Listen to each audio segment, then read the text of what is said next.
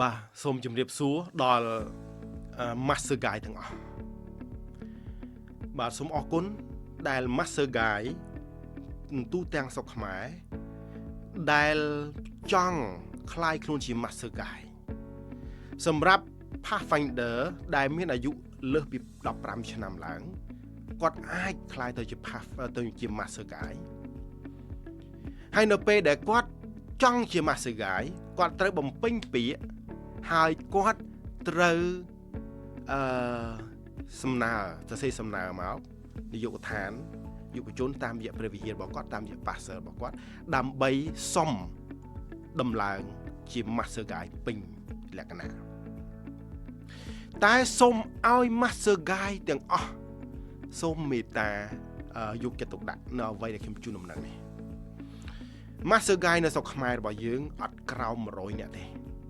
បាទពេលបច្ចុប្បន្ននេះរាប់តាំងពីចំនួនចាស់រហូតដល់ពេលបច្ចុប្បន្នតែនៅពេលដែលយើងคลายខ្លួនជា Master Guide មិនមែនបានសេចក្តីថាយើងបំពាក់ឬដំឡើងជា Master Guide ហើយយើងចប់នោះទេនៅពេលដែលយើងចូលជា Master Guide គឺមិនខុសអំពីយើងចូលជាសមាជិកនៅក្នុងព្រះវិហារទេព្រោះយើងចូលជាសមាជិក Master Guide គឺនៅពេលណាថាយើងសម្រេចចិត្តចូលក្នុងព្រះវិហារគឺយើងសម្រេចចិត្តថាខ្ញុំនៅតែថ្វាយបង្គំព្រះខ្ញុំនៅតែចូលរួមសកម្មភាពក្នុងព្រះវិហារខ្ញុំនៅតែអធិដ្ឋានខ្ញុំនៅតែរៀនព្រះបន្ទូលព្រះខ្ញុំខ្លាយជាសមាជិកឬគឺជាគ្រីស្ទានដ៏ល្អនឹងហៅថាជាសមាជិកក្នុងព្រះវិហារចឹង Master Guide ដូចគ្នាគឺយើងសម្រេចចិត្តបដិញ្ញាចិត្តថាខ្ញុំចូលជា Master Guide ហើយខ្ញុំស្រឡាញ់នាយកដ្ឋានយុវជនខ្ញុំស្រឡាញ់សកម្មភាពPathfinder ខ្ញុំស្រឡាញ់សកម្មភាពរបស់ Master Guide ឬក៏ជួយដឹកនាំនៅក្នុងឋានៈ Pathfinder ឋានៈ Master Guide ឬក៏ Adventurer ផ្សេងមិនមែនបានសេចក្តីថាយើងខ្លាយជា Master Guide ហើយយើងចប់អត់មានសកម្មភាពអ្វីតតែសោះកម្មវិធីបោះជំរំក៏មិនចូលរួមកម្មវិធី Club ក៏មិនចូលរួមកម្មវិធីព្រះវិហារក៏មិនចូលរួមនោះមិនមែនបានសេចក្តីថាជា Master Guide ទេ Master Guide នៅពេលដែលយើងបំពាក់ Master Guide ហើយគឺជាអ្នកដែលសម្រេចចិត្តថាខ្ញុំនឹងជួយដឹកនាំនៅក្នុងព្រះវិហាររបស់ខ្ញុំនៅក្នុងសាលារបស់ខ្ញុំនៅក្នុងទីតាំងរបស់ខ្ញុំដែលខ្ញុំនៅនោះគេហៅថា Master Guide ពីព្រោះថាការដែលយើងដំឡើងជា Master Guide គឺយើងបានបដិញ្ញាចិត្តថាខ្ញុំនឹងដឹកនាំបន្តរហូតដល់មួយជីវិតពាក្យភាសាអង់គ្លេសមួយថា once Master Guide always Master Guide វាមិនខុសអំពីពាក្យ Pathfinder ទេ once Pathfinder always Pathfinder មានន័យថាយើងតែងតែអនុវត្តជីវិតរបស់យើងជា Pathfinder ក៏ដោយ Master Guide បន្តរហូតជាការពិត Pathfinder និង Master Guide ទោះបីជា Master Guide ក៏គាត់ជា Pathfinder ដែរព្រោះអី Master Guide គឺជាថ្នាក់ដឹកនាំកម្ពុជារបស់សិនញីរបស់ Junior Youth ដូចជា Adventurer ហើយនឹង Pathfinder ហ្នឹងអញ្ចឹង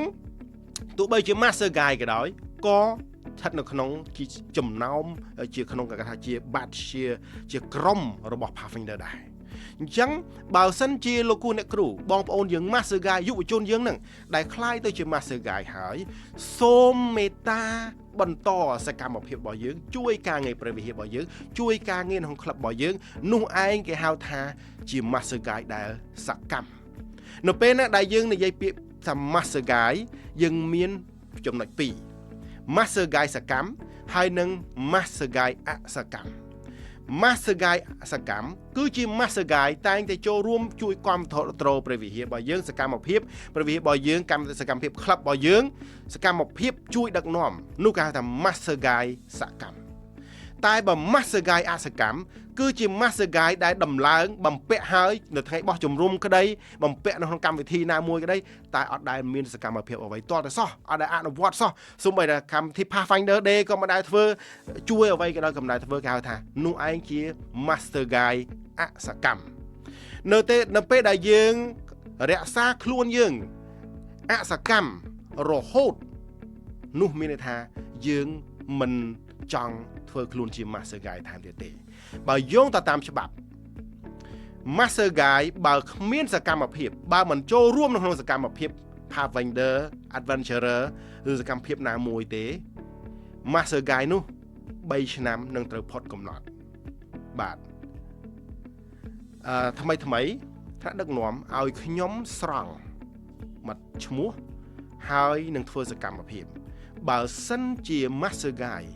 ដែលគាត់ចូលយូរហើយក្តីចូលថ្មីហើយក្តីតែអត់មានសកម្មភាពអត់ចូលរួមគ្រប់គ្រងនៅក្នុងក្លឹបទេ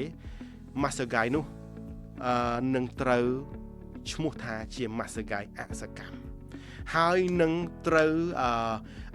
សុពលភាពរបស់ Master Guy របស់គាត់នឹងត្រូវបញ្ចប់ក្នុងរវាងពេល3ឆ្នាំដូច្នេះខ្ញុំសូមលើកទឹកចិត្តទោះបីជា Master Guy ចាស់យូរហើយក៏ដោយ Master Guy ថ្មីក៏ដោយសូមមេត្តាបន្តคล้ายទៅជា Master Guy ដែលសកម្មជួយការងារព្រះវិហាររបស់យើងជួយការងារក្លឹបរបស់យើងជួយការងារនៅក្នុងសង្គមដើម្បីឲ្យយើងនៅតែជាអ្នកដឹកនាំនៅក្នុងសង្គមរបស់យើងជាការពិតលោកគ្រូខ្លះ Master Guy ខ្លះគាត់ថាមិនបញ្ហាអស់សុពលភាពក៏ដោយក៏បញ្ហាអត់សំខាន់នេះគឺអាស្រ័យទៅលើលោកគ្រូអ្នកគ្រូ Master Guy ទាំងអស់ទេពីព្រោះអីមូលហេតុដែលយើងចូលជា Master Guy គឺយើងចង់រួមចំណែកជួយការងារព្រះវិហារការងាររបស់ផងព្រះអង្គបើសិនជាលោកគ្រូអ្នកគ្រូទាំងអស់គ្នាប្រើពាក្យថាមិនបញ្ហាទេឈប់អស់សុពលភាពក៏បានមិនបញ្ហាទេបានសេចក្តីថាលោកគ្រូអ្នកគ្រូឬជា Master Guy ទាំងអស់កំពុងតែចង់ដកខ្លួនចេញពីពន្ធកិច្ចរបស់ព្រះជាម្ចាស់ហើយ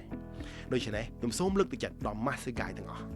សូមមេត្តាជួយគាំទ្រជាពិសេសដល់សកម្មភាពយុវជននាយកដ្ឋានយុវជនទាំងថ្នាក់ជាតិទាំងនៅក្នុងតំបន់ក្នុងព្រះវិហាររបស់យើងសូមចូលរួមជួយដឹកនាំ Master Guy ណាដែលមានកុមារច្រើនពីអាយុ4ឆ្នាំដល់អាយុ9ឆ្នាំយើងទៅដឹកនាំថ្នាក់ Adventurer តា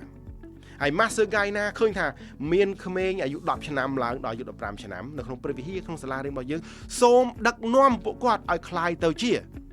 Pathfinder តាណាហើយបើសិនជាយើងឃើញថា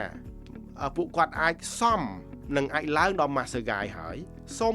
លើកទឹកចិត្តគាត់បង្រៀនគាត់ឲ្យគាត់រៀនអំពី Master Guy ហើយយើងដំឡើងគាត់ឲ្យคล้ายជា Master Guy ហើយនៅពេលចប់ Master Guy លោកគ្រូអ្នកគ្រូទាំងអស់គ្នាយើងបន្តថ្នាក់យើងមួយទៀតហៅថា Senior Youth បាទ Senior Youth Leadership គឺចាប់ពីអាយុ16ឆ្នាំឡើងដល់អាយុ35ឆ្នាំអញ្ចឹងខ្ញុំនឹងរៀបរាប់នៅចំណុចនេះនៅពេលក្រោយទៀតបាទសូមអរគុណចឹងសូមព្រះជាម្ចាស់ប្រទានពរ